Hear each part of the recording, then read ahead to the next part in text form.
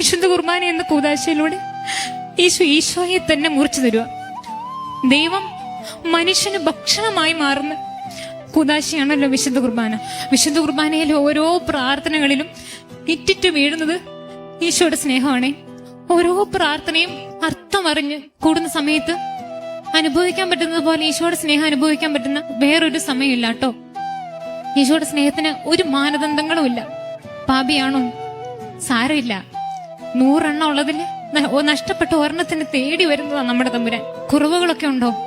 സാരമില്ല. നമ്മുടെ എല്ലാ കുറവുകളെയും നിറവുകളാക്കി മാറ്റുന്നവനാണ് നമ്മുടെ പൊന്നു തമ്പുരാൻ.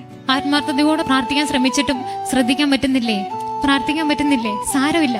ഹൃദയങ്ങളെ അറിയുന്നവനാണ് നമ്മുടെ പൊന്നു തമ്പുരാൻ. ഇനി ജീവിതം മൊത്തം നാശമായോ, എല്ലാം ഒരു ഹോപ്പും ഇല്ലാതെ എല്ലാം നശിച്ചിരിക്കുവാണോ? സാരമില്ല. ഈ അൾത്താരയിൽ ഇരിക്കുന്ന ഈ കുഞ്ഞപ്പത്തിനുണ്ടല്ലോ എല്ലാത്തിനോളം ഉത്തരവുണ്ട്.